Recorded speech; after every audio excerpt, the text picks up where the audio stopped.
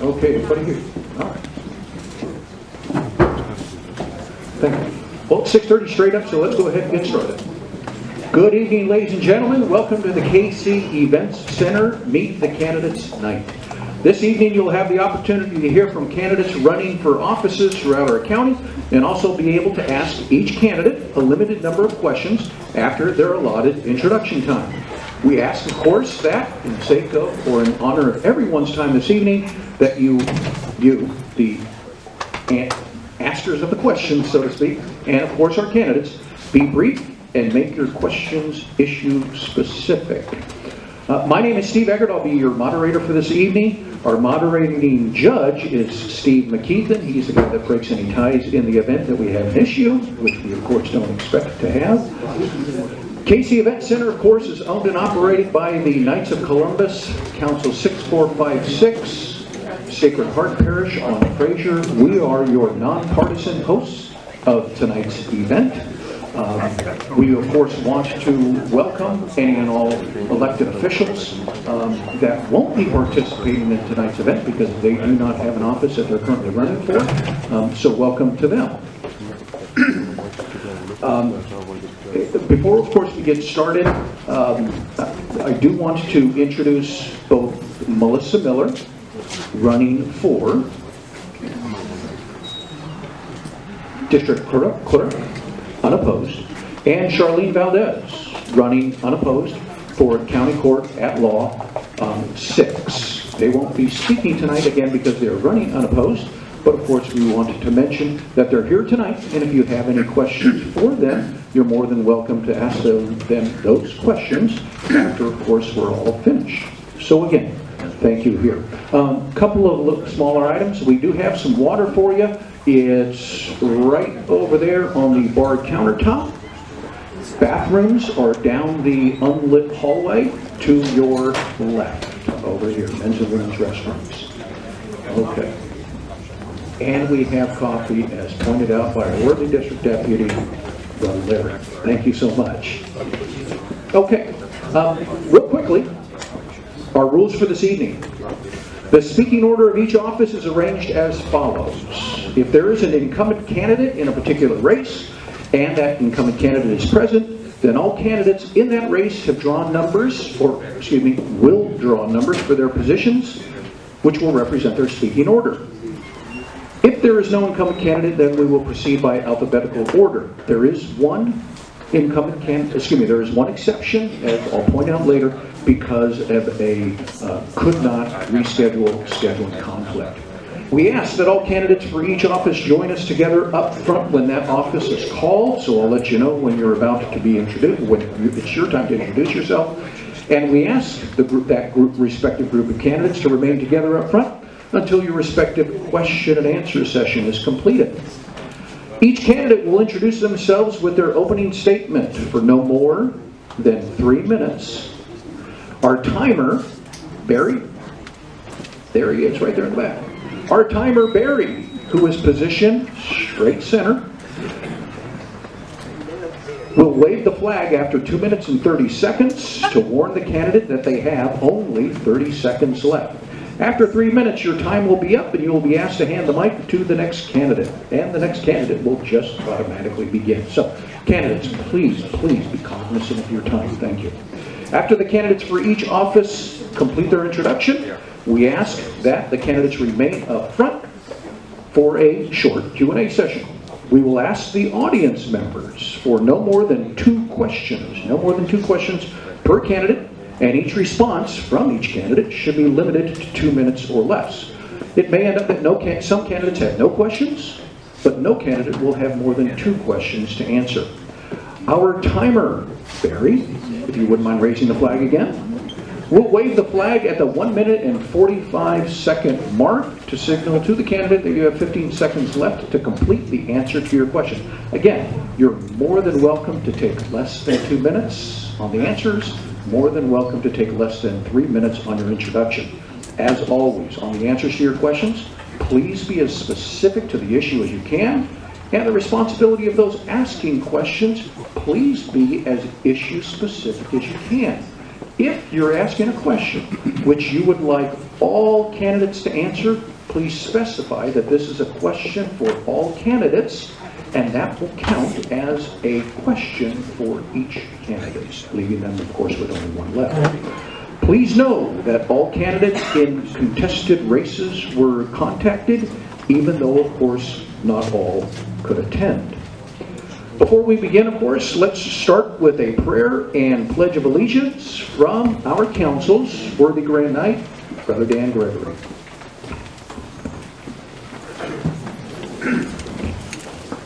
Thank you, Brother Steve. On behalf of Council 6456 of the Knights of Columbus, I want to welcome everybody. We are a Christian Catholic men's organization. We always start our meetings with a prayer and a pledge of allegiance to our country. So if you bow your heads, dear Lord, thank you for this beautiful day. Lord, thank you for allowing us to come together for this worthy cause, to get to be able to take a look at who is going to represent us in the future so that we can make a better decision when we go to the polls. With that, if you'll join me in the Pledge of Allegiance. I pledge allegiance to the flag of the United States of America and to the republic for which it stands, one nation under God, indivisible, with liberty and justice for all. Brother Steve? Thank you, Dan. Much appreciated. Okay, if everybody would have a seat, please. Let's go ahead and begin with our first office. Let's begin with our state district offices. So, I ask all candidates running for state representative District 3, please come on forward.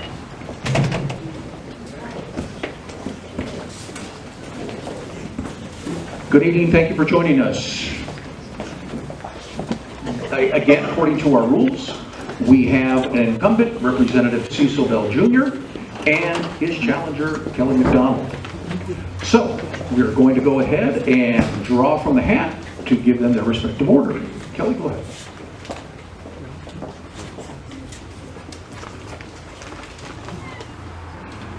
Kelly will go ahead and go first. Thank you so much. Good evening, everyone. I'm so proud to be here. My name is Kelly McDonald, and I'm running for state representative in House District 3 as a Republican. And I just wanted to tell you just a little bit about myself. I know so many of you already, but just for the ones I haven't had a chance to meet yet, I just want you to know a little bit about my life. So I was born and raised in Texas in a small town, about 1,000 people, one stoplight, super small. It was just my mom and dad, my brother and I. My dad was a police officer for the town, and my mom was a school nurse. And my brother and I spent, when we weren't in school, we were at our church youth group. It was just a small town life. And so we grew up with those small town values, American values, and I'm just so grateful for that. And fast forward a bunch of years, I met my husband John. We've been married for 27 years now, and we've had 3 great kids that have all grown up. They've all gone through high school, graduated from college. 2 of them have graduated for college. 1 is in his last semester, so we are truly at the end of the parenting thing so far. I've been a servant leader. Gosh, before I get into my servant leadership, I just want to tell you, the Knights of Columbus, your servant leadership, I just respect so much. Thank y'all for what you've done for our community and internationally. I read a story where y'all were, during the COVID problem, Brazil was having a hard time, y'all bought the oxygen for those people. So thank you so much for that servant leadership. My servant leadership in Magnolia, I've been a school board member for the last 5.5 years. I'm the president of the Rotary Club. And I'm on the Veterans Memorial Park Commission. I do a lot of things for the area, and I want to serve you as your state representative now. I want to tell you that my work ethic is one that won't quit, and I'm here to serve y'all. My whole job as state representative is just to meet you, find out your needs, and then go to Austin and make laws that make that happen, conservative laws that are important to y'all. I will fight for religious freedom, and I will continue to fight for our heartbeat bill. Those are the two top things I can think of off the top of my head that I'd like to do for y'all. And I will leave it up to y'all to tell me what's important to y'all. I'm so proud to be here. Looking forward to tonight. Thank you so much for having it. It's an honor to be here. Thank you.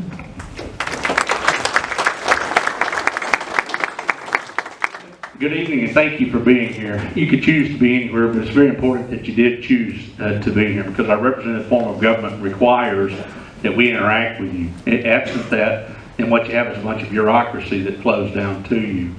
With that said, I am your state representative. It's my honor and distinction to be able to say that. I also, in addition to being your state representative, serve as the chairman for the the Precinct 5, Constable Jones Precinct 5 TCO training facility, which makes certain that our officers are able to stay in this area, not just our constables, but all our agencies are able to stay in this area and work.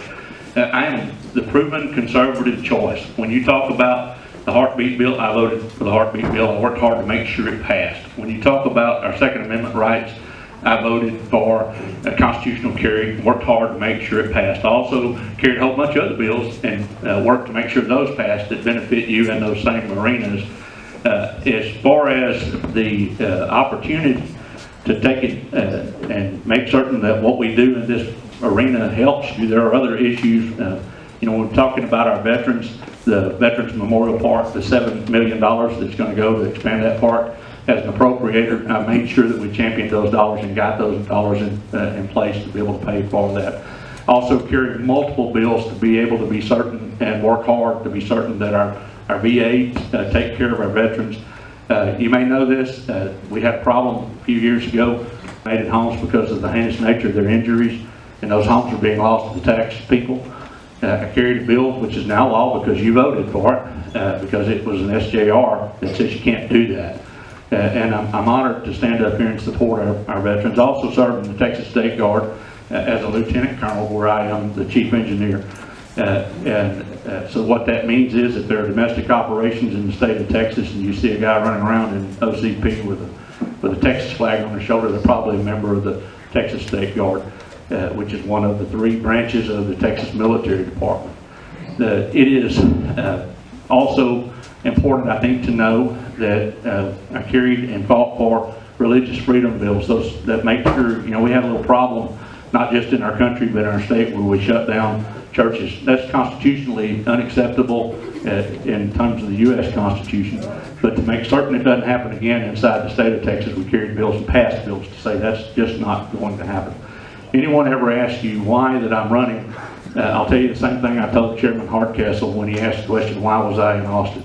And I said this, I said, I didn't come down here just to play around. I don't play golf, I don't drink, I don't play golf, and I brought my own woman. And Chairman Hardcastle said, well, why are you here? I said, because you sent me to do a job. The citizens of House District 3 sent me to do a job, and I'll do the best I can to make sure we get that job done. Thank you again for being here. God bless. Thank you, Cecil. Thank you. Okay, this is our opportunity, of course, for question and answers from the audience. Again, please make your questions issue specific. Point your question to the candidate, or if it's for both candidates, please say such. Okay? First question. Yes, ma'am. Mr. Bell, how many years have you been first representative? So I've been the state representative for 5 terms, which I'm in my 9th year. It'll be the 10th year when we get there, and it is an honor and privilege to serve. Thank you. Next question. Yes, sir. For both candidates, what do you consider the 2 most important issues as the state representative for Texas? Okay, so the 2 most important issues, not necessarily just for Texas, but for right here, I think we've got to address the property tax issue that is here. I think there are a couple of things, big scale wise, that we don't have time to talk about, but there are a few issues that I do want to talk about. If the chief appraiser is going to have such an impact on your life, that position should be elected. It's my intention to file that bill and to work hard to be sure that if they're going to have an impact, they're going to be accountable and responsible to you. So we're going to get that done. Another thing, if you've ever been to a protest hearing, there's very little you can do or say that impacts the outcome of this. That shouldn't be the case. If you have an appraisal written by a registered, licensed, certified appraiser in the state of Texas, that documentation should have to be accepted. And we're going to carry that bill. We're going to get work to get that done as well.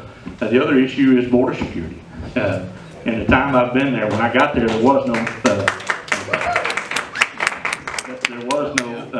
funds, no effort to address border security other than what the federal level was. Frankly, the federal government has failed Texas. It has failed the people in this room. So since I've been there, we've appropriated $800 million a biennium to make certain we had 1,100 plus DPS troopers on the border to support our local law enforcement. In this last cycle, we jumped that number to $3 billion. In that $3 billion, you have the same 1,100 troops, plus you have 6,000 troops, National Guard troops. And I see the flag waving in the back, but we're also going to build a wall, and the money is there to do it. Yes, sir. I think the number one, in the last 7 months that I've been traveling around talking to as many of y'all as I could possibly talk to, the number one issue for all of y'all so far has been property tax. I agree with that. I actually went to Austin and spent hours with the Texas Public Policy Foundation. They've been working on this problem for a while. They've got some really great solutions. So I will make sure that those bills get carried this session, because we have to do something about that.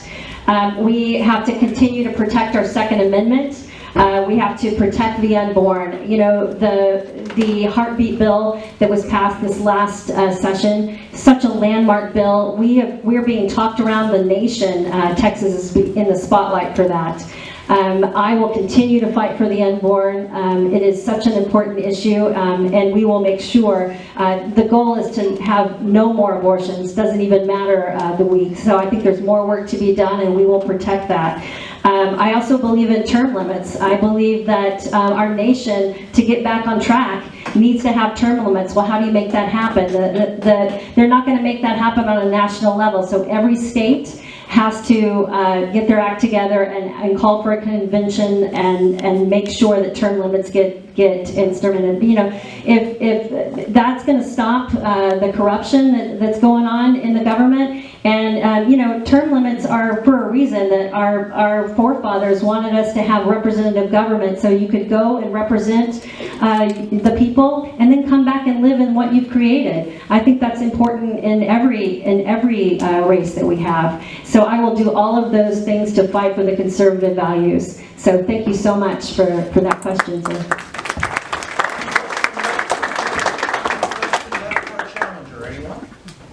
Yes, sir.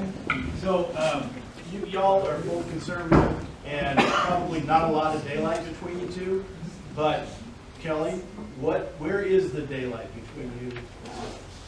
Well, I know Representative Bell to be a really fine man, very fine Christian man, so you're right. Both of us are very conservative, but we're both very good people. I think the big difference is just what I can get done. I have, you know, for the whole last year, I've been studying for the Chamber of Commerce. My job has been to follow all of the bills going on in that last legislative session and then report to the business owners what they need to be concerned with. So I was following Representative Toth, I was following Representative Bell, I was following Representative Will Metcalf, and it was a huge difference on those three legislators of what got done.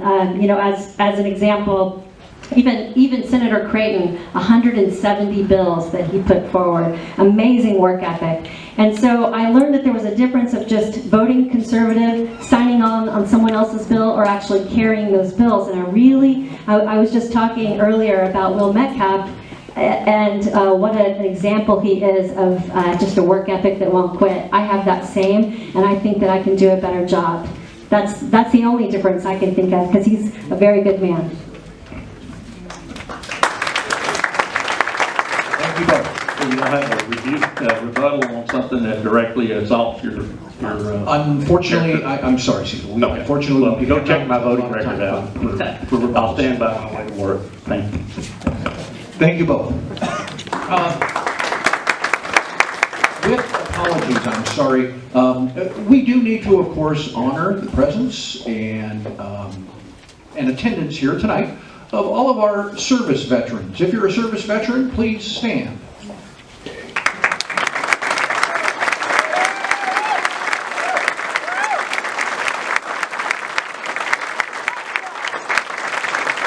honor your service and we thank you, of course, for it. Okay. We're now going to go ahead and move on to the next office of State Rep for State Representative for District 15. All candidates running for this office, please come forward. Joining us will be our incumbent, Representative Steve Toth, and our challenger, Maris Blair. Real quickly. We're going to go ahead and choose for order. Maris, you're up first.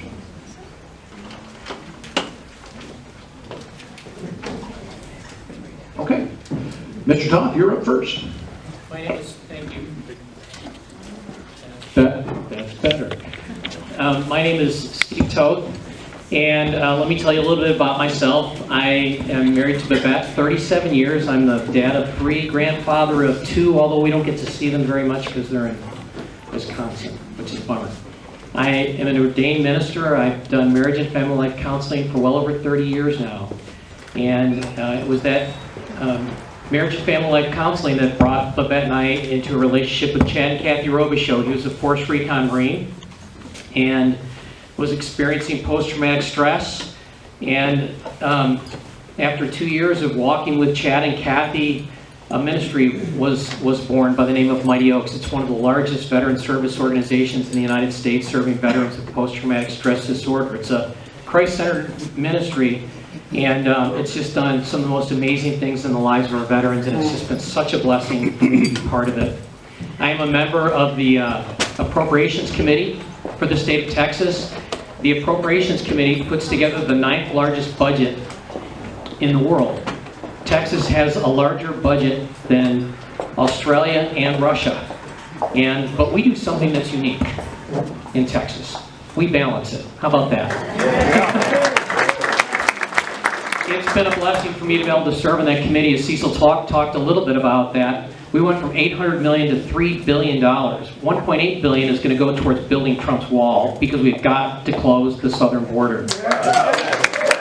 Abraham Lincoln once said, you can do nothing if you don't have the people's support. With the people's support, you can do anything. The Knights of Columbus and the Catholic Church has been what has really driven the pro-life agenda in the state of Texas. Because of it, we passed the heartbeat bill this year in the state of Texas, which is being copied around the United States. 14,000 to 18,000 babies' lives have been saved ever since that bill became law, thanks to you. I authored and passed the ban on critical race theory in the state of Texas that outlaws state-sponsored hate in the classroom. And again, I want to thank you, the parents, because this bill never would have gone anywhere. It wasn't on anybody's list this session. It wasn't even a Republican priority. But because of parents like yours and grandparents across the state of Texas, this bill became a reality. Thank you so much. Good evening. My name is Maris Blair. And first of all, thank you for having us here. Y'all have been very gracious hosts. And to the veterans that stood up, thank you for what you've done. You made this country great. A couple things about myself. I am a former school teacher. I am currently on the Conroe ISD Education Foundation Board. I'm executive director, and I'm a practicing attorney for 18 years here in the district.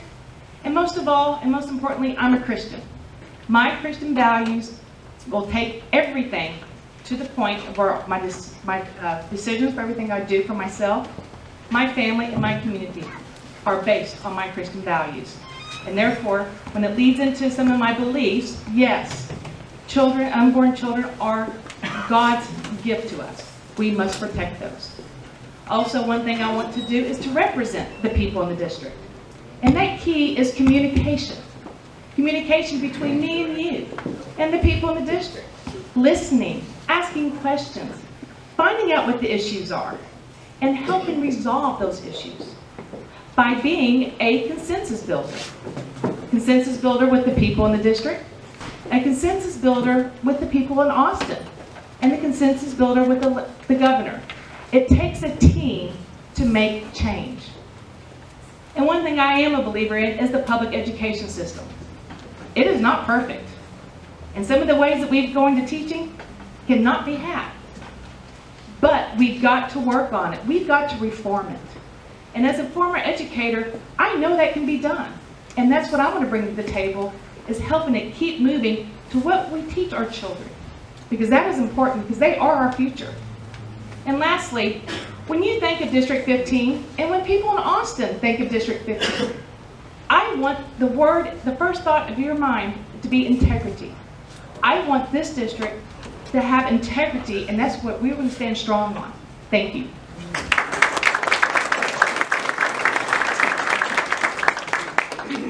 All right, let's move on to the question and answer session for both candidates. Yes, sir.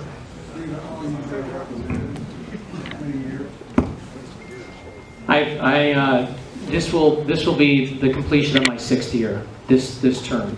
So, yes. Next question. Next question for either candidate. Yes, ma'am. Actually, both can answer. I'm Joe Sullivan, and I'm a volunteer ambassador for the Alzheimer's Association. So this subject touches both state and federal. Alzheimer's is breaking our healthcare system, and it's affecting the retirement of many people. And I know on a state level, my question would be, if you're elected, what can you do in Austin to implement the priorities that Alzheimer's plan is set out to do? One of the things that we need to do is we need to overhaul both Medicaid and Medicare. Medicaid comes to the state of Texas with a lot of strings attached to it.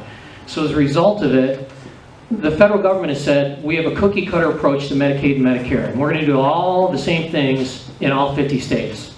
And it's a massive, colossal mistake. About 10 years ago, the federal government said to Kansas, we're going to give it to you as a block grant, and we're going to let you use the money as you see fit.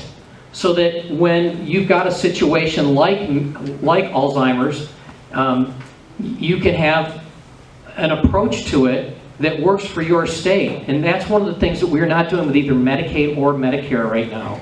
And so we need to keep working with the federal government and ask for the money to come back in the form of a block grant, so that we're not forced in this cookie cutter situation of the way we take care of the elderly that are struggling with Alzheimer's.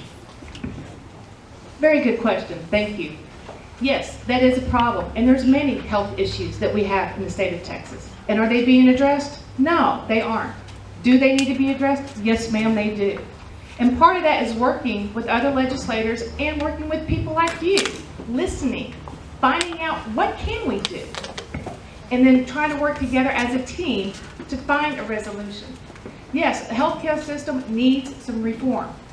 And Texas needs to really look at that, because the federal government has failed us on many different areas, especially now in this last year, and we've still got some years to come of that. So we really need to stand strong together and make changes like that, and look at certain illnesses and things that need help and money and research. Thank you. Okay, last question from Maris. Yes, ma'am. Hi, you said you were on the Conroe Board of Trustees. Actually, it's the Education Foundation. It's separate from the trustees. Yes, ma'am. Okay, so what is your position on CRT, and especially in Conroe, where there's been a recent video of one of their superintendents instructing her teachers on how to get around the CRT law? Well, first of all, what was implemented by the legislators and governor, that's law. That needs to be stand upon and enforced, period, in a discussion. We do not teach hate. We teach history as history occurred. When I was a school teacher, we taught history as history occurred. You can't wipe it clean, you can't change it. But you don't teach the hate from it, and you don't teach the guilt from it in today's society. But that is the law. Do we need to go further? We need to, because CRT has taken on many different new names. It's not just CRT now, they've caught on to that. We're doing some emotional learning, and we're doing this and that. That all needs to be taken a look at and enforced. You're not teaching our kids that. We need to go back to the basics, with the reading, writing, and math, cursive. you know, and sports, stuff that we learn. We're doing just fine as adults. So I too strongly believe that once it's law, and we have to dictate, which is sad, but we must dictate now what can be taught in schools, but it needs to be enforced. Thank you. Thank you. All right, let's move on. Candidates running for U.S. House Representative for District 8, please come forward. Joining us on both sides of the podium are going to be, or will be, Christian Collins, Jonathan Houlihan, Dan McCon, and Taylor Witcher. Thank you all for joining us. We are, of course, since we don't have an incumbent, yes, sir. And Jody Chakosky representing Morgan Luttrell. And I apologize, Betsy Bates has joined us. So we're going to go in alpha order. However, because of an early special request due to unavoidable circumstances, Christian Collins is going to go first. After Christian, Betsy Bates will be up next. Dan McCon will be third. Taylor Witcher will be fourth. And our mayor, Conroe Mayor Jody Chakosky, is going to be stepping in for Morgan Luttrell. I'm sorry, I apologize. Mr. Houlihan is going to be going third after Ms. Bates. All right, first up, Christian Collins. God bless Texas, amen? Well, it's awesome to be with you. I'm so proud to be running for U.S. Congress. My name is Christian Collins, and I'm running to represent you. I've been very involved in this community for some time. You guys are all about service. You love God, you love this community, and I am too. I'm about service, I love God, and I want to represent you really well. One of the things that I've done is I've organized pastors and faith leaders and nonprofit leaders and parachurch leaders for the last 6 years to pray, come together, and pray for America, pray for our leaders, pray for those in authority. I've also brought together our youth to educate them on Judeo-Christian and conservative principles. And we had over 1,200 youth at our last conference, Men's Baptist Church, and I bring in speakers like Donald Trump Jr., like Candace Owens, like Kayleigh McEnany, like Ted Cruz, like Madison Cawthorn. And we work to educate the youth so that way they don't go off to school, in college and become communists. We want, yeah. Amen. Let's clap for that. So we want our youth to have their heads on straight, and that's what I'm all about. I teach out of college. I educate youth that way. I've started my own business. I've worked for Senator Ted Cruz. I've really enjoyed this nonprofit work that I've gotten to do. And now I'm running for Congress. I'm endorsed by Senator Ted Cruz, Congressman Madison Cawthorn, Congressman Lance Gooden. I'm endorsed by the Freedom Caucus, the political arm, House Freedom Fund. That's the tip of the spear in Washington. They're the fighters, the Madison Cawthorns, the Marjorie Taylor Greenes, the Jim Jordans. They're going to work hard for this country and really make a difference for you, and they don't take no bull from anybody. And so they have very conservative voting records, and they do not go along to get along. That's the type of legislator that I'll be. Endorsed by Texas Right to Life. I've been very involved with our pro-life activists from Pregnancy Assistance Center North to 40 Days for Life, where we, as Catholics or Christians, our Catholics or Protestants, we come and pray for the end of abortion. We pray for the end of abortion, and we do everything that we can. With Texas Right to Life, with so many different groups, we come together and we do all that we can to pray for the end of abortion. Also, worked with Leadership Montgomery County, been very involved in getting every sector of society. It's been incredible. So I'm excited to be with you. I'm excited to continue to work with you. And if you have any questions for me, we have our table back there. We want you to get involved with us and just continue to work together as one and make a difference in this country. God bless you. God bless Texas. Betsy, go ahead. Hey, good evening. My name is Betsy Bates, and I'm a wife, I'm a mother, I'm a grandmother, I'm a native Texan. We raised our family in the Tomball, Texas area. I worked in the OR most of my life. I was always running around saying, this can be done better this way, we need to do this, why are we doing this? So I was recruited at 29 to run a multiple physician practice because I was recognized that I saw something that needed to be fixed, I did it. I ran that practice for almost 10 years. Then my husband was transferred to the Grapevine area, where I went back to work for Baylor Grapevine for another 10 years. When I was up there, I was a high school Sunday school teacher. I always coached my daughter's soccer team. I am an athlete. We've been back about 3.5 years. I live in Ridge Lake Shores, and this is me getting involved. I don't like to lose. I'm a fighter. I have nothing to do with the establishment. It is not on me. I would like to be someone fresh to represent you that doesn't say I'm connected to, or I know, or so and so. I'm pro-life, I'm a Christian, I'm really pro-2, I carry a gun everywhere I go. Yay! I'm just like you, I'm your neighbor down the street, and I just want to make a difference. Because I'm an athlete, I don't like to lose. I fight for everything, and so I ask you just to give me a consideration and check out my website. Thank you.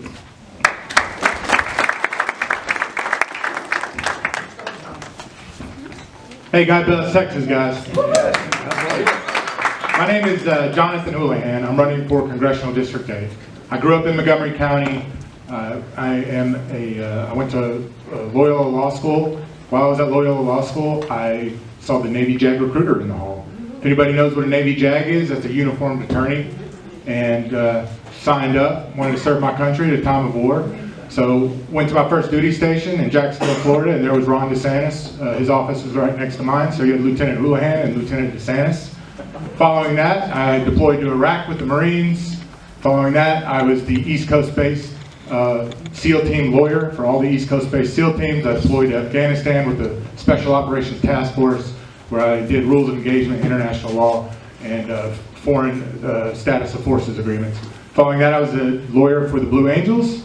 Following that, I worked with a special operations unit conducting classified operations. Following that, I came back to Montgomery County because my kids had had enough. 5 schools in 7 years, 3 kids. Happy wife, happy life, I promise you that. So since then, you may not have heard about me, but what I've been doing is working at a law firm in the Woodlands, protecting medical liberty. I represent Dr. Stella Emanuel and some other America's Frontline doctors. Because we have to protect them so you can have a patient-doctor relationship and they can prescribe medication that saves lives. And that's what I've been doing for the last several months, and that's why I haven't been able to campaign full-time. Does everybody here agree that your liberty is under assault? Yes. Your country is under assault. Yes. I've spent my entire adult life dedicated to the United States Constitution, the rule of law, and liberty. And I'm running for Congress to protect that liberty. Because if we don't stand up now, this is not going to be the same country that you grew up in, I grew up in, or my kids grew up in. It's going to be a socialist, Marxist utopia. Never! Now is the time we fight. The Congress and the federal government has overreached, centralized, and their statutes are affecting every aspect of our lives. They're going to tell you what toilet to flush, what car to drive, what to put in your body, and not if I get to Congress, because those statutes need to be revised and revoked and defunded, period. Yes. Don't come to Texas. I'm going to use everything in my ability, my 14 years as a practicing lawyer, 15 now, 15 years as a practicing lawyer to do that. Everything in me is going to be to roll up my sleeves and work hard for the American citizen and for the constituents of Congressional District 8. Yay. Go to my website, houlihanfortexas.com, learn more, learn about my platform. I've been endorsed by a plethora of people as well. I just have so much qualifications, I don't talk about that. Thank you.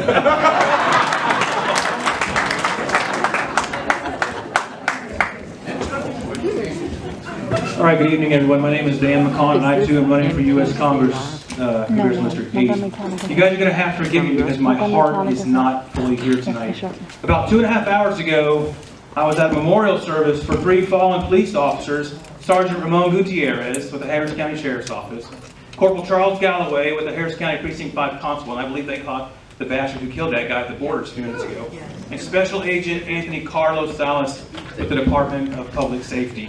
So, I tried to shake it, right? I wanted to get in my my political speech, woohoo, get everybody fired up, but I can't right now because I'm angry. We're all angry. We're angry at what we're seeing our country deteriorate into, lawlessness. And that's not only with the criminals that are being released, it's lawlessness in our government by people on the left who are violating every aspect of our Constitution. District Attorney Brett Ligon gave about a 5-minute impassioned speech, and one of the things he said was, he's angry. He didn't want to be up there giving that speech. He'd rather be at someone's wedding, a volleyball game, someone to support his officers, but instead he's angry. He didn't want to be there. And I feel the same way right now. You can see me shaking.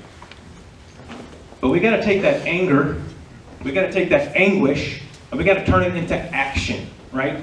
Words are wind. They mean nothing, right? Your 50,000 endorsements mean nothing if you don't get to Washington, D.C., you don't do something.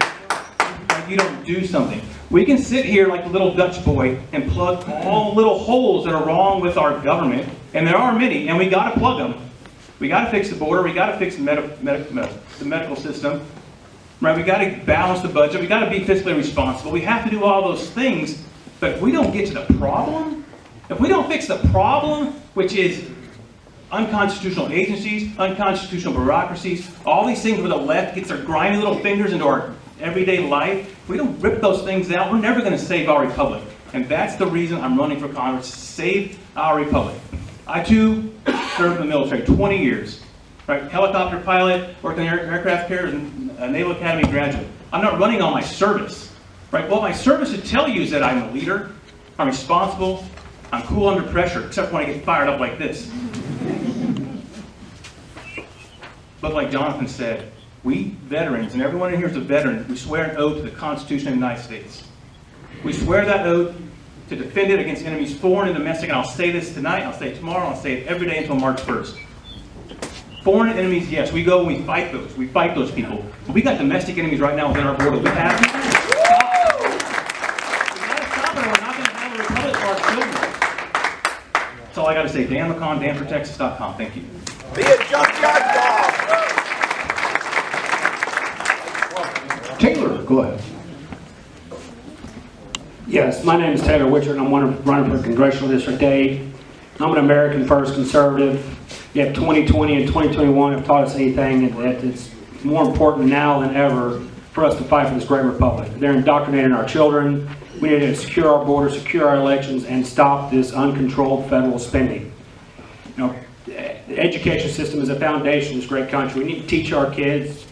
Let's go back to the basics of reading, writing, arithmetic, factual-based history. Let's remove one-sided political ideologies from the education system. Let's try to remove the Department of Education from it. Let's get it back to the state and local levels. Amen. Now our borders, we all know it's porous. What, 178,000, this last report that I saw, 178,000 immigrants that we know of came across the border and encountered border security. That's astronomical. That's an invasion. We need to finish Trump's wall on Texas soil. We need to give the men and women of our border security the tools and resources they need in order to conduct their jobs and keep us safe. And this uncontrolled spending. It's the infrastructure bill, that's unneeded. Now, I'm a public works director, and I'm all for a good infrastructure bill, but there's so many special interest projects in these, it's unfathomable. Let's get back to just hard infrastructure, roads, bridges, water, sewer. Those are needed. Our small cities have crumbling infrastructure. They are 50, 60, 70, even up to 80 years old. They were designed and built good then, but now they're not up to current engineering standards. It needs to, these small cities need help. And we need to remove the career politicians, the rhinos. We need term limits. These career politicians, they're complacent up there. They have done us an injustice. Our country is failing. It's becoming a socialist, Marxist utopia, as Houlihan said. And that's not okay. I want the future of this country to be what everyone in this room grew up in, what I grew up in. The country in 15 years on this current path is not going to be what it was. We need to change it now, and it starts with the education system. The America First agenda is alive and well, and that's what I hope you bring to Congress. Yeah. Thank you, sir.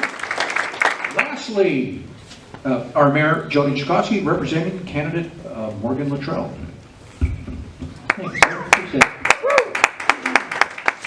Hey, let's Give another round of applause for my Knights of Columbus brothers for putting this one together here tonight. Yes, my name is Jody Chikoski. I'm the mayor of Miracle City, Conroe, Texas, the most wonderful city in America. And I'm honored here tonight to represent my friend Morgan Luttrell. He had another obligation and couldn't make it and called me about 2 hours ago, and I said I'd love to go see my good Catholic brothers tonight. So I'm blessed to be here, and thank you for having me. Man, someone asked me the other day, you know, what about Morgan Luttrell? Tell me a little bit about Morgan Luttrell. And I said, what you see is what you get. And I mean, any of us, and a man today, that's all that matters. I mean, we've got a lot of big talkers, and in my business and government and politics, we have a lot of acquaintances in life. But I'll tell you, I've known this man since I was 20 years old. He's always done exactly what he's told me he was going to do. And he stands for our country, and he stands for the same things as the Knights of Columbus and the church, being faith, family, and freedom. Morgan, when we graduated college, I went on and tried to grow up a little bit, still trying to grow up a little bit actually. And this man joined the Navy, served in our Navy for about 15 years. And what did he do when he got out? He retired. The man went to medical school, for 2 years, got a calling from our ex-governor Rick Perry and said, hey, I need your help. I need your help in Washington, D.C. We all know what's going on in Washington right now. He gave up on medical school, went to work as the Department of Energy in Washington, D.C., and then came home to start his own business. This man served. This last weekend, we've got a fraternity brother that just died of cancer, and we had a fundraiser set up. And Saturday, you know, this man's out there raising $60,000 for a widow and serving her family and serving her kids while an election's going on. You know, you guys may know a little bit about my background. I'm an old professional bull rider. And, you know, you got a lot of people that can ride that bull sitting up on the fence and sitting on that gate. But, you know, we need candidates these days that actually been on a couple bulls and aren't going to run when the horns start hitting. And I'm telling you, the bullets are hitting the walls right now. You need real candidates. You got an opportunity to elect a leader. And I'm talking about, this is presidential material, which you have in Morgan Luttrell. And I'm telling you, I'll see you at church on Sunday. I'll see you at Mass. You got any questions about this man? I've known him since I was 20. And he's a real American. I mean, his kids are named Lincoln and Gunner. I mean, how American is that?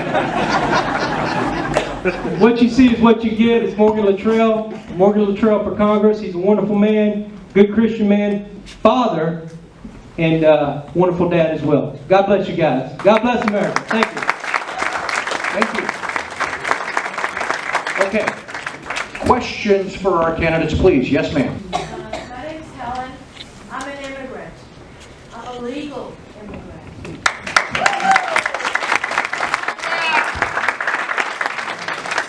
I work out at the gym with a young lady whose husband is a GPS officer, and he goes down to the border to help out, okay? She said that he told her that each family gets $7,000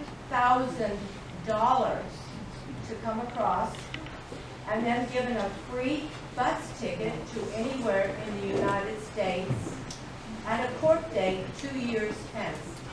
Is that true? Does anybody know the answer to that question? And where's this money coming from? Ma'am, is that a question for all candidates, or is that a question for a specific candidate? Thank you. You and for you.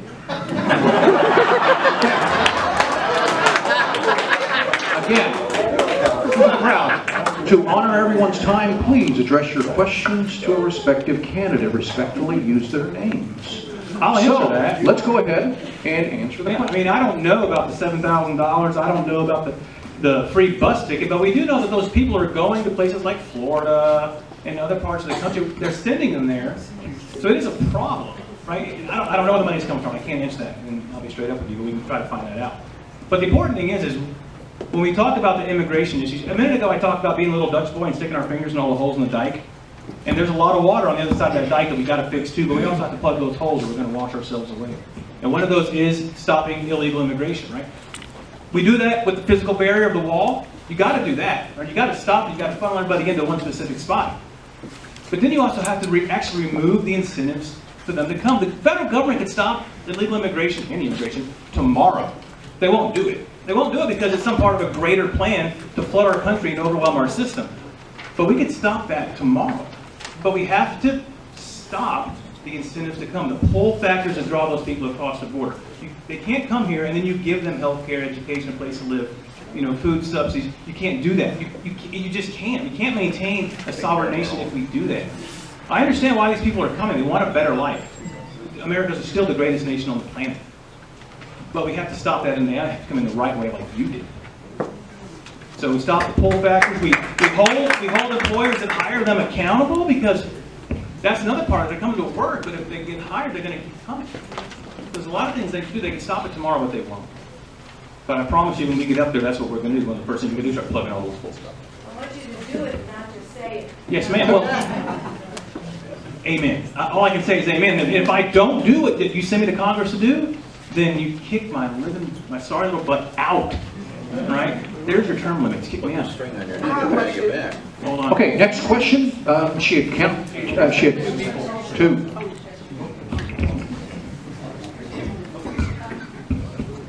Yes, my name is Christian, and so blessed to be with you. So on the issue of illegal immigration, we definitely need to finish President Trump's wall. We have to end catch and release. We have to fully reinstate the Remain in Mexico policy. We have to allow our Border Patrol to fully enforce our nation's sovereignty and our laws. Because if we don't, we're not going to have a country. I've been on the record for many years supporting and fighting against, supporting President Trump's policies against illegal immigration and fighting against this issue. And so we've got to do everything that we possibly can to secure our borders.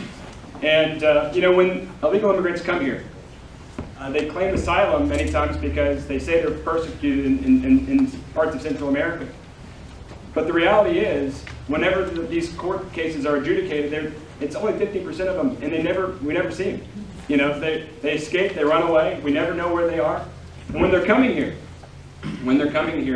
they're being bussed and shipped all across the country, and sometimes to red states. They're being put in red states because the voting, they want to change the vote. The Democrats want to be able to change the votes of the makeup of these particular places. And so it's important that we've got to do everything that we possibly can to stem this tide of illegal immigration, because that's what it's about for them. It's about votes.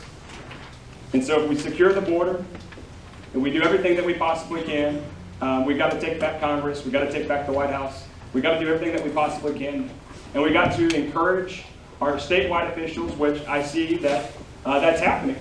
But we've got to encourage our statewide officials to do and enforce the law. We've got to do that. And you know what? I actually support a moratorium on all immigration until we stem the tide of illegal immigration. Thank you. Next question. Yes, sir. My name is Bill Clevenger. This question's for all.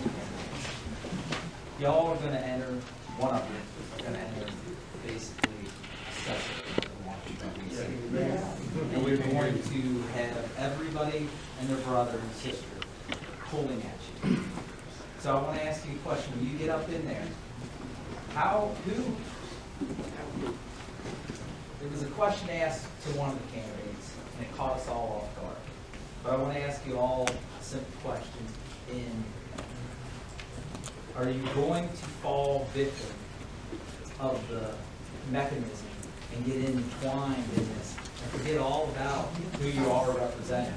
And so the question that would put you all on the spot, if you're one of your elected, who would you put your vote in behind to be the next Speaker of the House? Let's go ahead and start with Betsy, and then work down the line. Thank you. Well, first of all, it would not be Kevin McCarthy.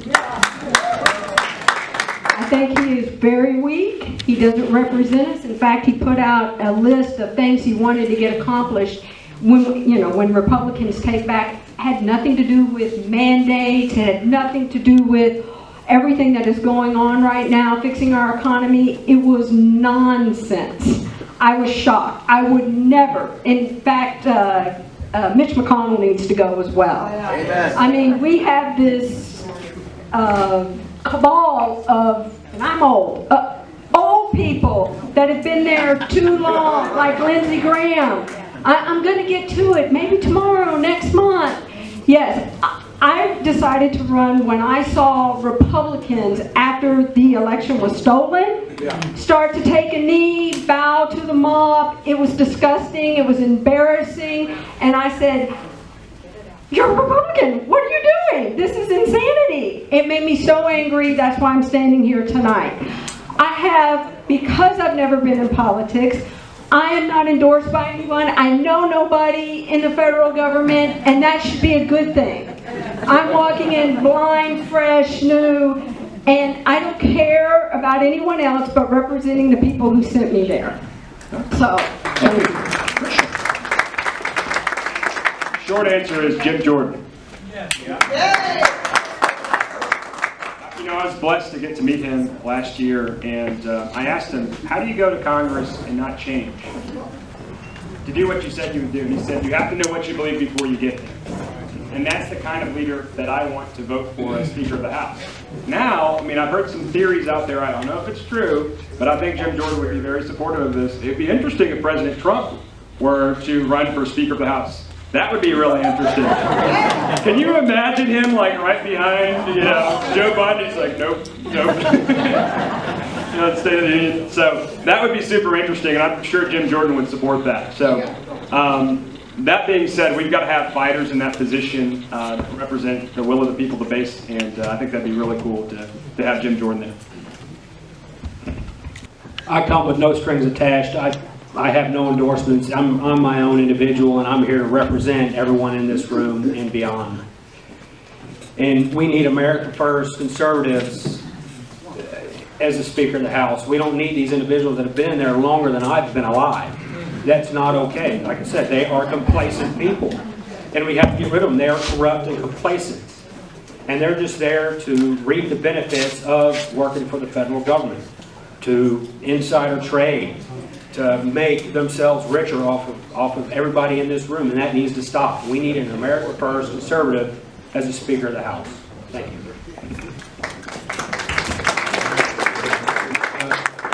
I had breakfast with Dr. Paul Gosar a few months ago. He's one of the founding members of the Freedom Caucus, and I would join the Freedom Caucus. I'm committed to join the Freedom Caucus. So whoever the Freedom Caucus would recommend as Speaker is who I would vote for. Jim Jordan is certainly a great pick, or any member of the Freedom Caucus, really, because we have to fight for liberty, like I discussed earlier. We have to fight for freedom. We are running out of time, folks. We really are. Look around what's happening in our country. So that's who I would pick. I would pick a fighter, somebody that's going to dig their heels in and get after it, and that's who I'm going to go for. Thank you. When we all probably agree that it's Jim Jordan or someone of the same kind of ilk, but Bill, to get back to your, like when you started your question, you were talking about going to Washington, getting sucked into the politics and the greed and the money. And so my father-in-law, who happens to be here tonight, I'll call him out, he's asked me this question nearly every time that we get together and start talking about things. He's like, how are you not going to give in to that? And I'm like, well, first off, I can't give into that.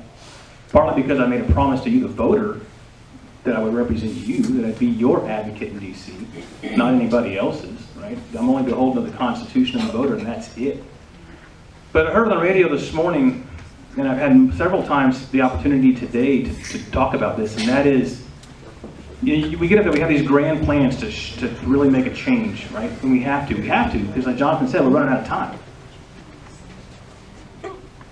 But one man with courage, right, makes a majority. So one man with courage makes a majority, and you go up and you be the loudest man or woman with courage you can possibly be, then you bring all these great freedom fighters in the Freedom Caucus with you, and you make a difference. You start to make a change. And that's what I go up there to promise to do. I go up there to be that one man with courage and to make a majority. Thank you all. All right, we have one question left each for Betsy, Jonathan, and Taylor. Who has the next question? Yes, sir, in the back. Actually, this lady's before me, so. All right, go ahead. Please stand and ask your question of a specific candidate, please, or the three remaining. I'm going to hit it down. I'm sorry, Mr. Collins, but I'm going to hit it today, if you don't mind. I'm an immigrant as well. I came 37 years ago. And I have my 3 kids here. and right now I'm on a radio show for the Hispanic community. I know we need to close the border, yes, we do. And we need to get rid of all the bad things that are around. But what's going to happen with the ones that are already here? What are you guys going to do? Because the problem is not going to be solved only by closing the border. The problem is going to be solved by you guys educating the community. Okay, thank you. So is your question for all three candidates? Yeah. Please. Okay, go ahead. Let's start first with Betsy.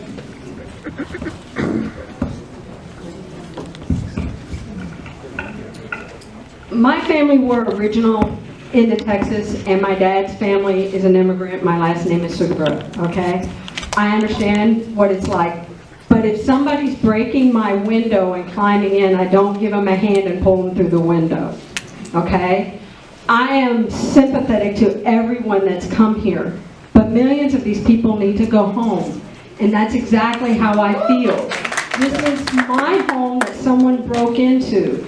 It costs Americans, taxpayers, millions of dollars in ER, in school, in education, everything to take care of these people, not even to talk about the crimes a lot of these people commit, because it's not usually the best of the best that is sneaking in our borders. So I would like to see hey, here's a one-time day, you come out of the shadows, we'll get your asylum case done, you go home, and we'll put you in line, because it's not fair to everyone that came here legally and paid their money. If you don't come forward, you forfeit your right to ever become an American citizen. I'm very strong on this. I understand it. I have immigrants who are friends who tell me this is how it's got to be or you will lose your country, and I agree with them.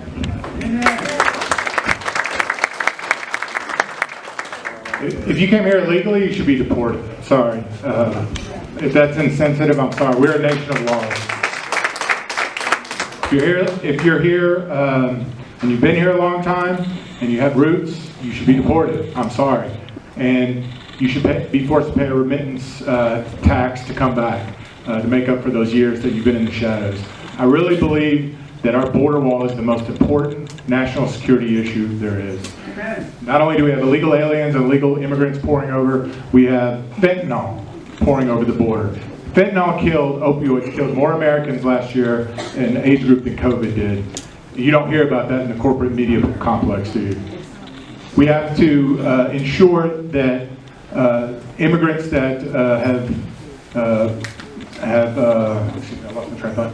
Immigrants that are deported need to be oh yeah, I got it. So Title 8 needs to be reformed. Lost it. So Title 8, USC Title 8 is the Naturalization and Immigration Code. Yes, that needs to be reformed. It hasn't been reformed since the 1980s.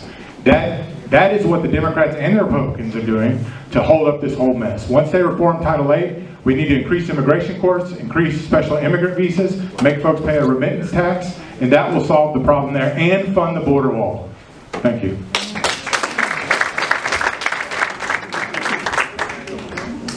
America is a nation of immigrants. My wife and her family immigrated here from Mexico City. They did it legally. They're sitting here watching all this go on in the news, and they're just shaking their head in disbelief. They had to spend tens of thousands of dollars per individual and wait 12 years before they could leave the country. Now, they did it legally. It's not fair to everyone that has done it legally to see what's going on. It's not fair. And again, we are a nation of immigrants. And maybe we need to look at immigration reform. Let's make it cheaper and easier, but also have a better vetting process for those that are wanting to come over. If you've committed what we consider a felony, no, sorry, you can't come over.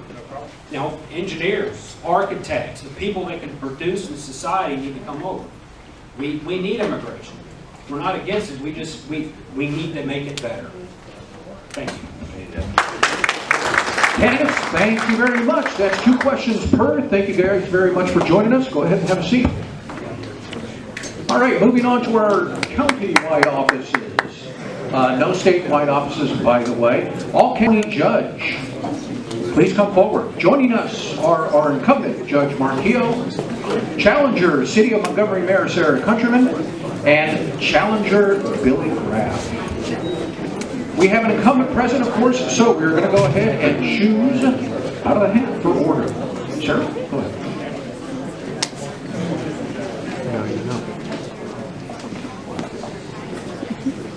Sarah will go first. Billy will go second. Go, Sarah! And Judge Keel will go third.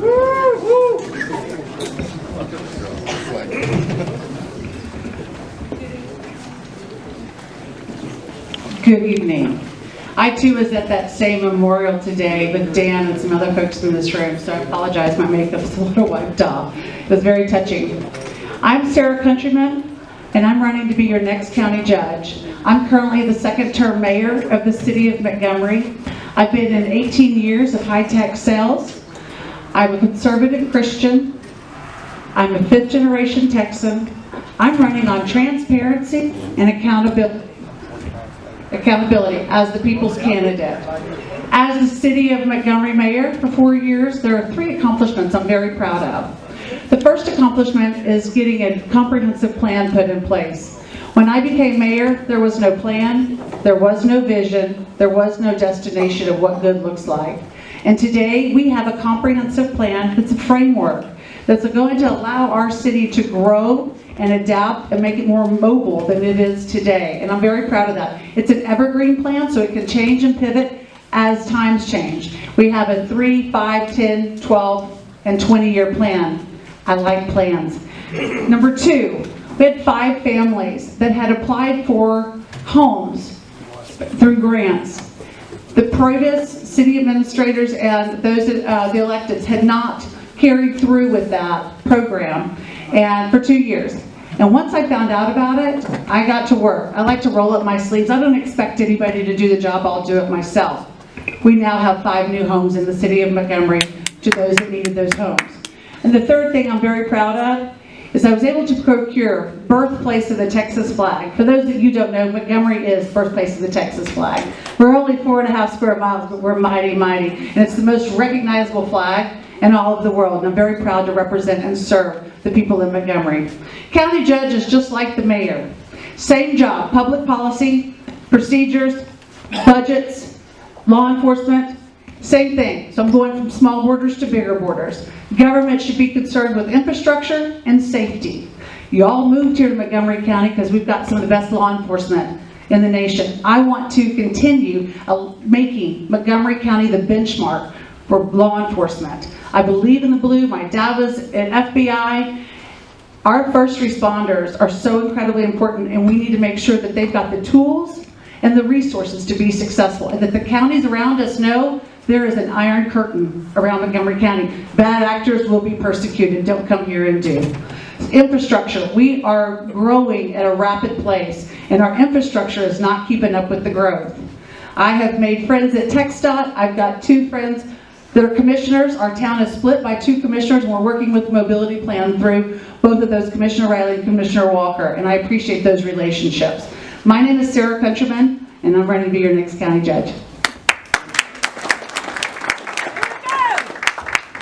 My name is Billy Graff. I too am running for county judge, and I'm not here to try to sell you on how great I am. I'm not here to try to convince you why and why not. What I am here to do is to inspire you tonight. First of all, I'm a pastor of 25 years. I'm a United States Marine who served experientially in this country. I love this flag more than just because it stands there. I was willing to die for that flag, ladies and gentlemen, as are many of you that are in this place today. I will not only fight for this county, but I will fight for you, the voters. Not only have I been a pastor for 25 years, but I've also been a hospice chaplain. That's what actually brought me to this area. I was a regional director of 9 teams of chaplains across this great area. Ladies and gentlemen, I don't know if you've ever worked with hospice patients, but I'm going to tell you what, it takes a demeanor like you've never known. It's loving people beyond just who they are. I'm not trying to, I've got the experience. I've run a multi-million-dollar company. I've built millions of dollars worth of infrastructure. Ladies and gentlemen, I'm not going to try and sell you on how great I am, because that's not what you need. You see, what you need is someone who is passionate, consistent, capable, experienced, and most of all, cares more about you than they care about themselves. You need a man or woman that's passionate about the needs of this county. We need infrastructure, absolutely. We need someone who understands money. Right now, we have all kinds of interesting situations in our county financially. We need a leader that can look at a budget, find the problems, identify the problems, fix the problems, save you money, not spend money unnecessarily. We need someone who knows how to do that. I do that for a living. I run a nonprofit. I can't waste a dollar. Ladies and gentlemen, I'm here for you because you matter more than I matter. I will give you a full day's work for a full day's pay. My full days are about 12 hours. If you don't believe me, ask my wife.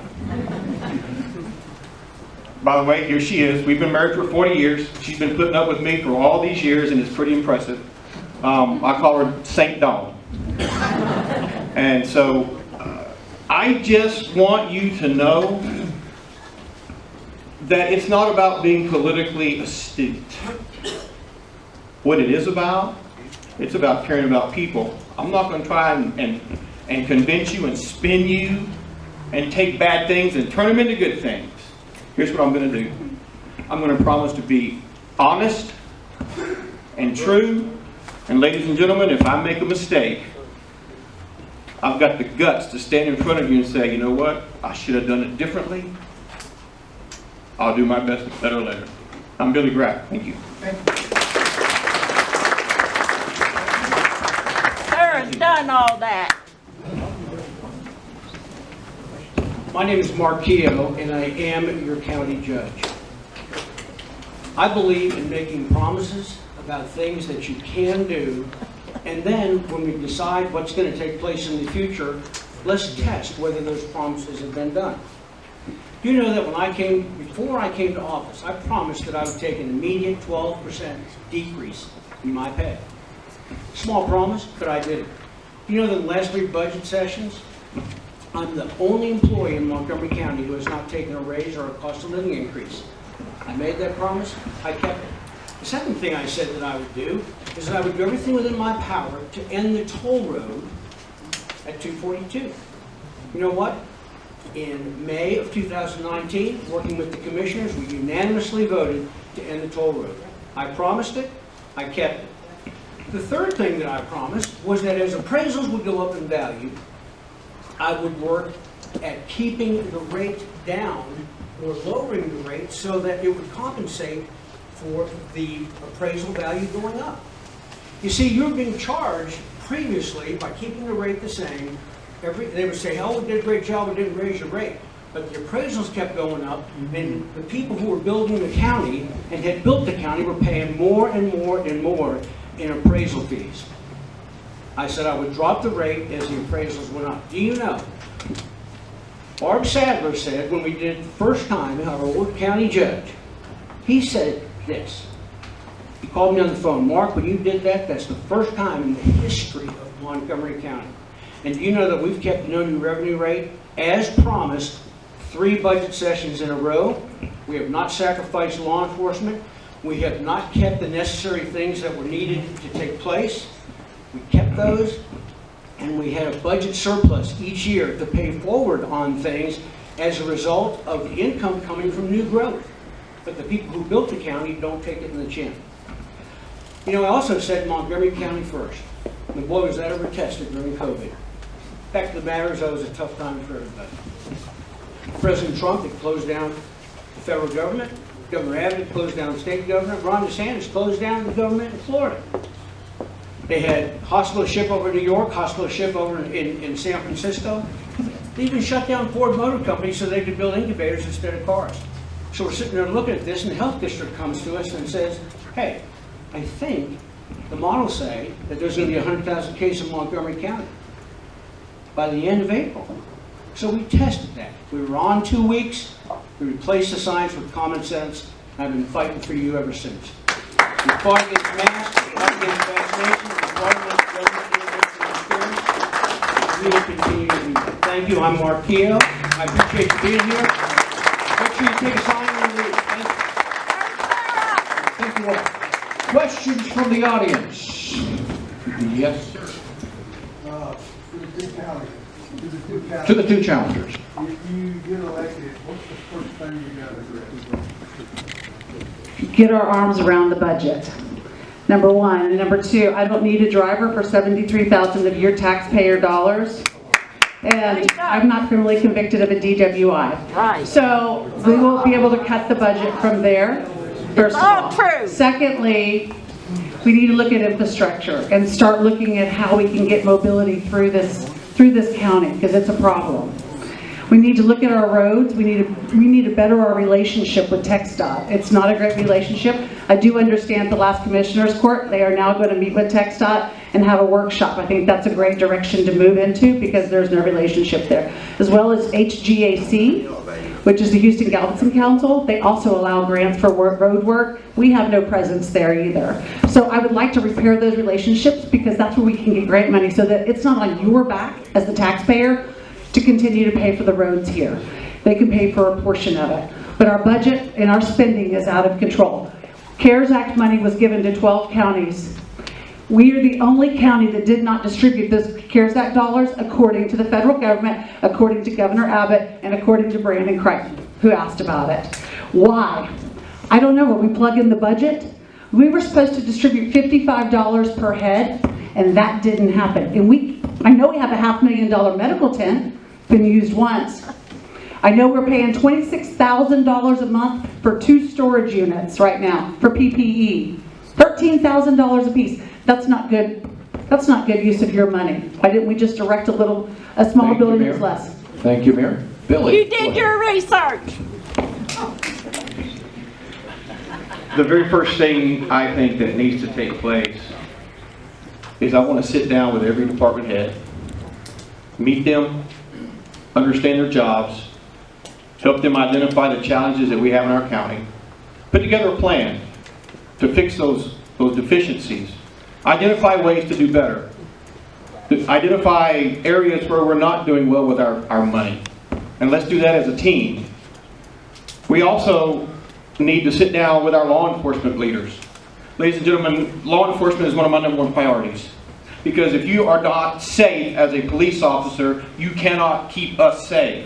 And so I want to ensure, and the only way to ensure this is to spend time with those in those leadership roles. I want to spend time with the leadership in the police departments, constables' offices, and the many other first responders' offices. I want to make sure that they are being taken care of appropriately, that they have the training they need, they have the materials they need, and that they are safe, because then they can keep you safe. Because if you're not safe, we no longer have a county. And the other thing I'll make sure we don't do, ladies and gentlemen, I will never take your liberty away. I will never tell you when you cannot go to church. I will never tell you when you can and cannot go to work. Governor Abbott did his thing. I get that. I personally think it was unconstitutional. We did our thing. I think it's unconstitutional. But I understand in the midst of challenge, we get concerned, we get worried, we get nervous. Thank you. Okay, next question from the audience, please. Yes, sir. Yes, I have a question for Mayor Countryman, please. Yes, ma'am. There are 2 small businesses that are underneath your governance as mayor. There's snowballs, and there's ice cream. And I've been privileged to hear and see that you've had snowballs with the mayor. Right? And I'd like to know an integer, just the numbers so we can measure it. Approximately how many times has there been snowballs with the mayor? And I'd also like one more number, ma'am. How many times has there been ice cream with the mayor? Now, if these 2 numbers are close, I want to say thank you. If these 2 numbers are not close, I ask you to resign as mayor and not run for judge. Thank you. Snowballs with the mayor started my first year as mayor because I thought it was important that the city get to know their new mayor. I think I serve you as an elected official. You're the taxpayers. You're the rock stars. I'm here to serve you, and I think it's important you get to know me. Number 1. Number 2, the ice cream stand that you're referencing has been open less than a year. It might be right, I believe. I've had 4 snowballs with the mayor. 3 of them were snowballs because there was no ice cream stand. And the last one, I had already had it on the books because we plan, I like plans. We plan a year ahead of time for those dates. And there's the answer. So what were the 2 numbers? Thank you very much. Okay, next question, please. Next question, please. Yes, ma'am. Question? Anyone else? Any questions for Judge Keel? Yes, ma'am. I'd like to ask the mayor. She's already had two. Thank you, ma'am. Yes, ma'am. Mr. Keel, how long have you been the judge? I'm entering into my 4th year as a county judge, and in the first 3 years, I've accomplished everything that I said that I would do. All things, and you've benefited from it. Also served 2 sessions in the Texas House of Representatives. One thing that I bring to the table is the ability to go to the House of Representatives and have standing. We recently passed the resolution and the order that came up in Commissioner's Court had to do with an ethics policy. You know, I went and I stumped for that over there. I met with the committee chair and I met with the committee. They got it out to the floor. And you know what? The conservatives there, it was really pretty remarkable. They stood with me. And there were a number of others that said, hey, the people aren't smart enough to do this. I said, the people in Montgomery County aren't. And you know what? They have done it, and it goes into effect February 1st. Has real teeth. The Commissioner's Court does not have anything to say about it. It's a citizen-driven deal. Second time in the history of the state. Thank you, sir. Yes, ma'am. I'd like to ask the judge. Judge, I'd like to know when Montgomery County's relationship with TxDOT and HGNC has fallen to such low level, because having worked in that office for many, many years before you were there, under Barb Sadler, we maintained an excellent standing with TxDOT and with HGNC. So what happened? Nothing. That's what I thought. We have a great relationship with them. As a matter of fact, I serve on the TPC. I had the opportunity where my vote, your vote from Montgomery County, has changed the face of the direction that it had gone. I can't tell you how many of those people on the committee with me contacted me and thanked me for doing that. You know, here's the deal. When the debate is lost, slander becomes the tool of the losers.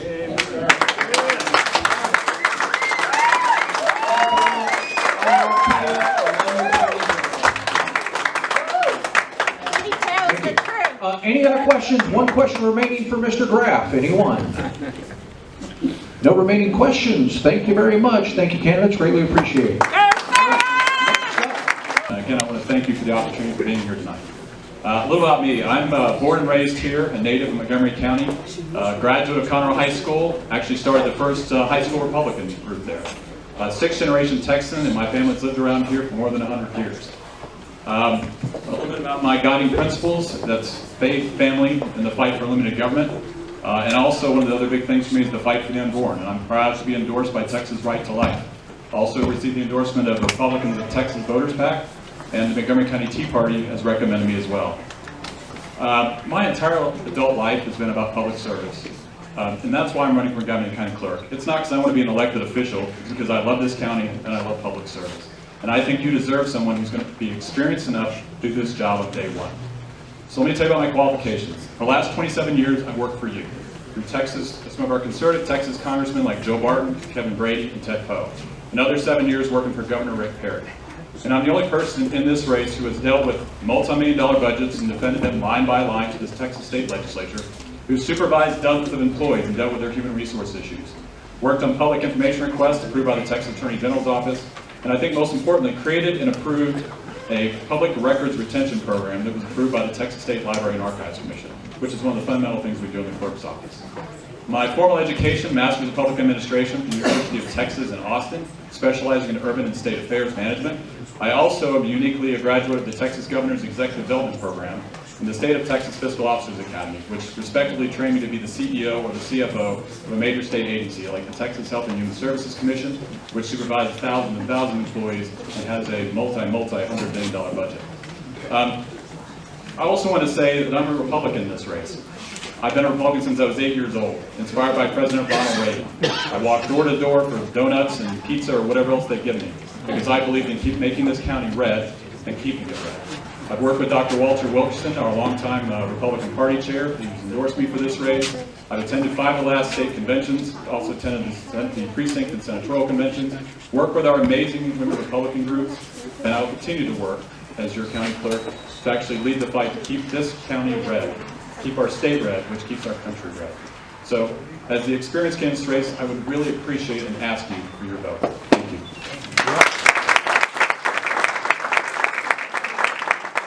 Questions for Brandon?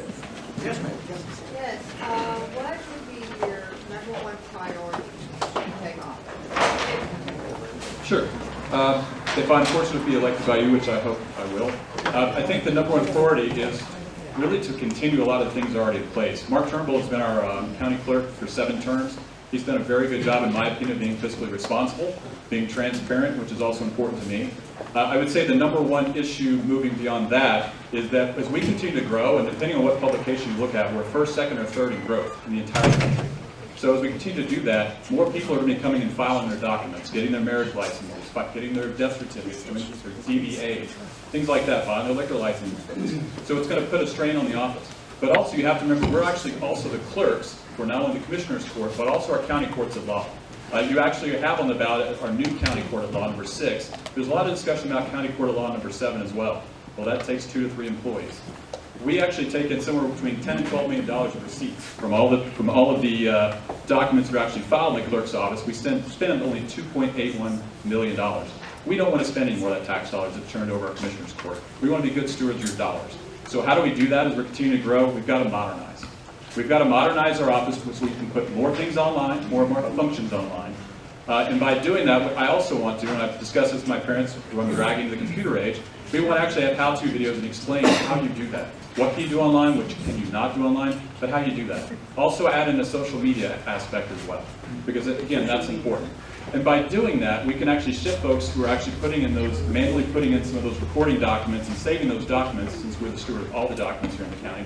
And then we can transfer those over to people that can actually be the recording clerks, be the actual clerks in our county courts of law. So I think through modernization, being smart and efficient with our money, we can move those resources and not ask for more tax dollars. So I think that's one of the fundamental things we're working on. Thanks, sir. Next question, please. Last question. Thank you so much. Thank you for the opportunity. Next up is the Office of County Commissioners. All candidates running for it. Let's go ahead and draw for order.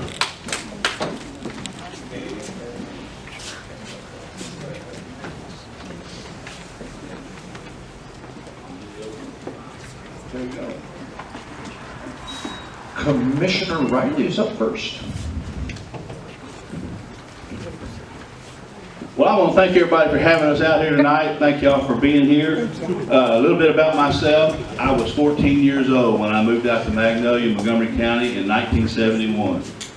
I came out here kicking and screaming because I was from the north side of Houston, had a lot of good buddies I was running with, but best thing that ever happened to me was getting out of the north side of Houston, getting into Montgomery County, I promise. Right.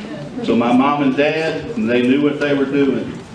Also, one of the best things that happened to me, when I went to Magnolia High School, I met my future wife, and we will be married 45 years if we can make it to the 29th of this month. I didn't plan on ever being in politics, but I got involved in my community the minute I got to Magnolia. I've been involved in numerous clubs, numerous organizations. I was a founding member of the Magnolia Education Foundation. I was a founding member of the Magnolia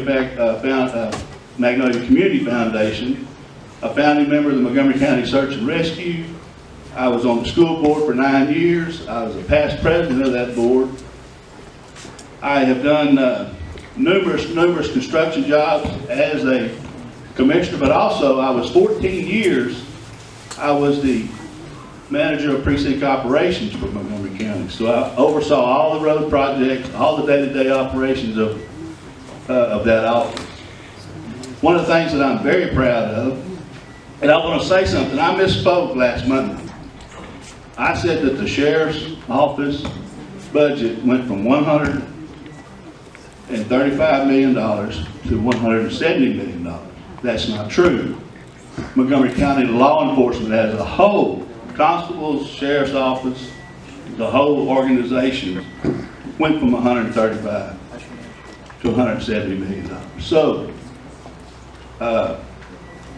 we will never, ever, ever defund the police or the sheriff's office or the law enforcement in Montgomery County. That will not happen.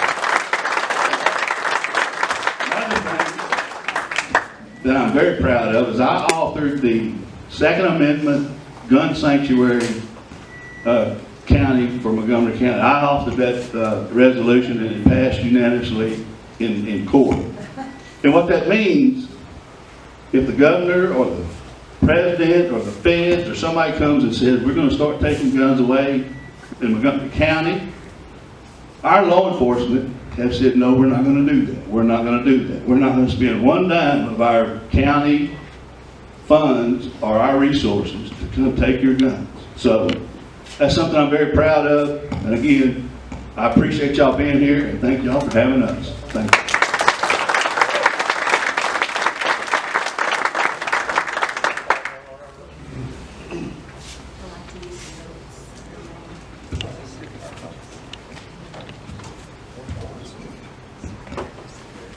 Good evening, everybody. My name is Jennifer Eckhart, and I'm running for Montgomery County Commissioner in Precinct 2. I'm going to tell you a little bit about myself and why I'm running. I'm a 7th-generation Texan that has lived in Magnolia for the last 22 years. I graduated summa cum laude with a business management degree. My business experience is in finance and construction. The last year that I worked before taking time off with children, I secured $37 million in revenue for my office. I had a reputation for being trusted to get the job done and get the job done right. My wheelhouse is developers, developments, and construction, and finance. My husband and I have been married 28 years. We have 3 boys. And as a Christian family, we have purposely tried to instill a servant's heart attitude within our family. So our children have watched us live a life of volunteering and service. I have volunteered in leading ladies' Bible study, children's ministry, my children's schools, and in the community. We've even involved our family in local and global ministries. We've even taken our family, the whole family, to Africa. We worked in Nairobi with Mercy House. This charity brings pregnant girls in from the slums that get pregnant, and they do that to save the girl's life and prevent that abortion. We also worked with a charity that my husband sits on the board of, which is called Child Legacy, and it's in Malawi. This charity serves the surrounding communities in many areas, all in the name of Jesus. So we believe in giving back, and these are the reasons, one of the reasons why I am running for this office. My priorities are fiscal responsibility, safety, mobility, drainage, transparency, and communication. Now I know that's a lot. That's because when I look at all these areas, I see room for improvement. I am one who is always looking to improve the situation. I am never going to be complacent. So the first thing I would like to address under fiscal responsibility is to reduce the current commissioner's salary in Precinct 2 by 20%, as it's currently at $185,000, which is higher than the governor. So that would be my first step. I would also audit and analyze the budget, line by line, and root out wasteful spending. And we must do this to provide top-level services while continuously working to lower your taxes. I fully support our law enforcement. We must make sure they are funded and have the tools that they need to keep us safe. As a licensed to carry individual, I am very pro 2A as well. So I believe in transparency, accountability, and good communication. The future of the county is important to me. My husband and I are raising our family here, and we want our children to be able to afford and stay and enjoy the area. So as your next county commissioner, I will work hard to solve these problems for my children and yours. Questions for our candidates, please. Yes, ma'am. I'd like to ask Mr. Rowley. Commissioner, in the past, Montgomery County had a close working relationship with TxDOT and the construction of new roads. And I know that we worked with them on 1488, and I can't recall right now, but are we still doing that? Do we still have a close working relationship, county and TxDOT, on building new roads? Yes, ma'am, we do. And we work with TxDOT. We talk to TxDOT at least once a week. And by the way, I do sit on the HGAC board, been there 7 years, so we have representation there. And we have a great working relationship with TxDOT, with other agencies, with other communities. I've got the cell phone number of most everybody in TxDOT. They've got my cell phone number. 1488 is another one of these monster jobs that just never gets complete. And TxDOT changes their minds from time to time on what they want to do. You know, I've been trying to get TxDOT to widen 1488 from 2978 over to I-45 to 6 lanes for 2 years. I even committed some money to help them do that. They told me one time that they would do that. Now they've come back, and Austin has changed everybody's mind. They want to put a raised median down 1488 from I-45 all the way to 149. Now I've written them a letter and I've made comments at their public hearings, public meetings, that before they do any of that, we need to widen the road. We need to widen the road before they even think about doing that. And one of the workshops that we're talking about is some of our pass-through money that we did back in 2004. We've been reimbursed. We want to take some of that money to convince TxDOT to widen the road before they do anything. And that will be part of our workshop. Will be with TxDOT will be sometime in April. Okay. So we have a great working relationship with TxDOT. And we got the tax-free money, right? Yes, ma'am. $59 million. Thank you much. Our next question, please. Next question. Yes, sir. You're making something about salary, 185,000, making more the governor. Yes, sir. Explain it a little more. Our current commissioners make $185,000 a year. That's the latest raise they gave themselves. That's more than our governor makes? Yes, sir. Mayor. No, Governor of Texas. Yes, ma'am. Thank you. Next question. One question left for either candidate. No more remaining questions. Well, thank you very much. Back here, back here. Sure. Yeah, Yes, this is ma'am. for Commissioner Riley. I know the Johnson Development, I guess, donated, or you got 400 acres for this park that's supposed to go in off of Pontiac, Egypt, or before the bridge over there before Wood Forest. So you got the land, so where is the money going to come from to build all this that you think needs to be built? And then how will it be maintained? We are working with federal grants. We are working with Westwood Improvement District, have agreed to fund some of that project. We are working with the golf course to try to figure out if they will help us maintain that once it's done. We will be making, we will earn some money off of that park for tournament teams coming into the sports facilities. But the main thing I want to say is we're going to leave 75 or 80% of that just like it is. We won't touch it. It'll be all left natural. We'll have a nature center with nature trails. So the maintenance will be about 55 or 60 acres is what we'll have to do. Okay, so is the taxpayer going to be liable for that? Or- Some of it will, yes, to maintain it. Yes, ma'am. Thank you. One question left for Jennifer. All right, thank you much. Well, good evening. I want to thank your group here, the Knights of Columbus, for all the hard work they did to keep us together, and I want to thank you for your Christian service. I'm Stephanie Hall. I'm running for the Ninth Court of Appeals, Place 2. That court is an intermediate appellate court for 10 counties, including Montgomery County, and it's going to take any trial court ruling, and anybody who wants to appeal it, whether civil or criminal, and they're going to appeal that up to that court. Now, regarding my experience, I've been practicing law in Texas for 29 years. When I first started practicing for the first 10 years, I was working for civil law firms. I've done complex cases, and I've done very simple cases. I've done everything from commercial litigation, wrongful death, all the way to dog bite cases. So I've had all sorts of civil experience.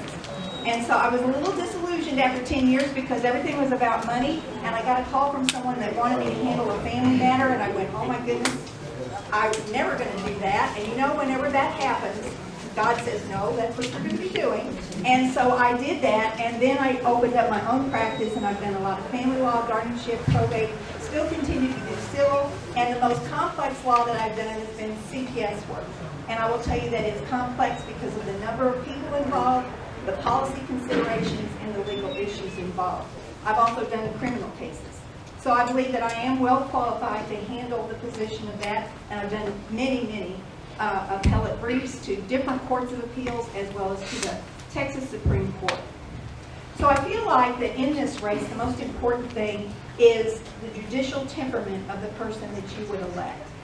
And in that regard, you know, sometimes we hear about judicial activism. And I know that as good conservatives, you do not want any judicial activism, but there is sometimes a trend for conservatives to also want that too, because whatever's good for the goose is good for the gander, that type of thing. But that's not what this hinge is all about. What it's about is knowing 4 statutes that you use, established canons of constructions and interpreting, and with case law, you use the precedent. And that's what has always been traditionally the case, and that's what I would intend to do. Now, I started thinking about running for this office, but I prayed about it for a week, and these are the reasons that God gave me. I keep a little notebook next to me. I wanted to do it because I have a passion for the law, because it's based upon Judeo-Christian principles, and nowhere else can you say that, so it's exciting to do that. It would be exciting to be a judge. I am relentless to find the truth, and I also have a deep faith in Christ, and I would continue to pray for all the cases that I have, including those that I would have at the appellate level.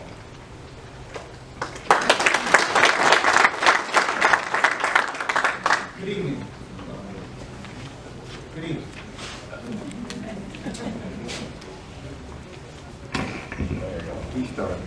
Good evening. I'm Jay Wright, and I'm running for the Ninth Court of Appeals, Place 2. And I want to thank my brother Knights. In fact, I saw some from St. Anthony of Padua, where I've been a Knight for many years. But more than that, I want to thank the Knights of Columbus for being so active in the program of providing funding for sonogram machines. Because I believe that was the most important thing that happened in the last 20, 25 years to not just change the law, but first change the hearts of this younger generation. The upcoming generation is the most pro-life generation that we've had in 50 or 60 years. And that's why the law is changing, because it's coming from the bottom up. It's very important to me. I've been endorsed by Texas Right to Life in this race for judge, because I am pro-life from conception all the way to natural death. There's nothing more important in our Constitution than the preservation of life. So, who am I and where do I come from? I'm born and raised in Corpus Christi, Texas. In fact, my wife was too. Beverly is here right next to me. We've been married 33 years. We have 4 daughters, 1 grandson so far, we're hoping. And we started out in Corpus Christi. I grew up, graduated high school, went to college at Corpus Christi State University, which is now Texas A&M in Corpus Christi. Went to law school in Houston from 1982 to 85 and went right back home to Corpus Christi and started practicing law. Went to work for the county attorney's office in 1986 because I was 26, but I looked about 16, and I couldn't get anybody to hire me to take their case to trial, so I went into prosecuting. Did that 2.5 years, liked it, excelled. My boss liked it, and so he made me the chief of the criminal division. So I did that for about 2.5 years. I was about to go into private practice, and he said, no, the civil chief is leaving. I want you to be the civil chief. So I said, all right, I need to learn some civil law before I go out into private practice. So I did that for 2.5 years. And he moved on to the DA's office, and so I ran as a Republican in Corpus Christi in 1992 when it was all Democrats, and came in second place, as I like to say. So after I lost that election for county attorney as Republican, I went into private practice. And I did the same thing that I did. I did civil law, and like when I was with the county, I would defend the county in federal cases. I would defend the county in state courts. I would advise the commissioner's court and all of the department heads. And I ended up doing the same thing. I would practice civil law, and then I started taking on some criminal law. And so I've done over 117 appellate cases. about half criminal, half civil. I've done over 140 jury trials, about half civil and half criminal. Done hundreds and hundreds of non-jury trials, the same thing. I have the experience, I think, that it takes to sit and review cases that are appealed up from the trial courts in these 10 counties. And I would appreciate your consideration and your vote. That's Jay Wright for Justice, Ninth Court of Appeals. Thank you. Okay, questions for our two candidates, please? Any questions? Okay, no questions. Oh, yes, sir. Both of you seem to be pretty well qualified. Both of you had your own farm, done all kind of. Why do you want to be a judge? Okay. Answers from both candidates, please. Yes, ma'am. Well, I think I can make you two promises pretty easily. You know, you can make a promise if it's based upon facts and things that have happened, right? And so I can tell you that I've had a lifelong service for this community and for any other areas I've been in, but I've been in this community for a long time. You know, you hear people say, well, when I'm an elected official, now I'm going to serve you. But I have that experience to tell you that I do that. I do that all the time. And so I've been asked to be on many boards of directors. I'm currently on 2 boards of directors right now with Liberty Bell, Republican Women, and I'm also on Eagles Nest Ministry. But I've also been on many other boards, including Family Promise of Montgomery County and other boards. So I've also mentored our young attorneys that are in the community. I've done that for a long time. They call me on a regular basis with appeal questions, how to get ready for trial, and to preserve those issues on appeal. And so I have a lifelong time of service, particularly with my church. I've developed my own curriculum for ladies for retreats. I love the word of the Lord. It is so important to me, and I study it all the time. You know, it talks about in Psalms that you delight in the word of the Lord. That's me. I love the word of God. And so I've developed that curriculum, and I've done retreats for ladies. I've also currently teach 3 to 7-year-olds. So I take what God tells me to do. I didn't know I was going to do that, but I'm doing that now. And the second thing is that I have a deep faith in Christ. I would, as I told you earlier, I would pray about these cases because it's divine wisdom that is from God, and that is what will help me through this position. Jack. Thank you very much.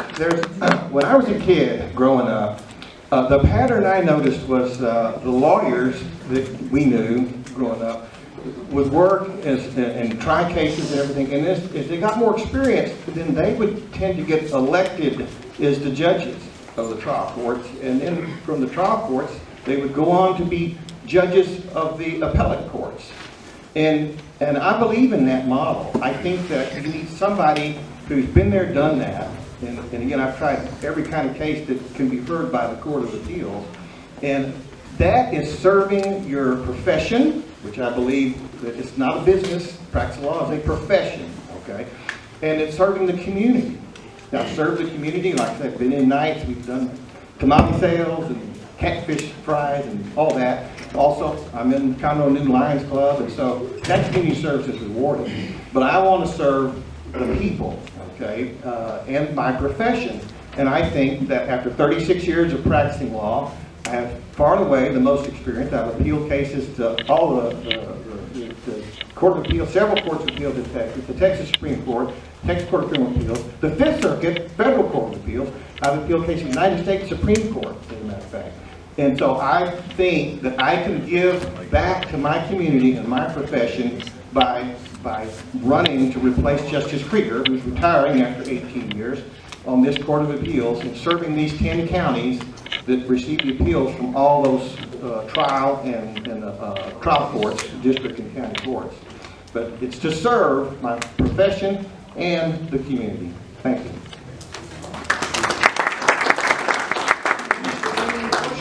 Is there any remaining questions? Okay, well, thank you very much, Candace. Okay.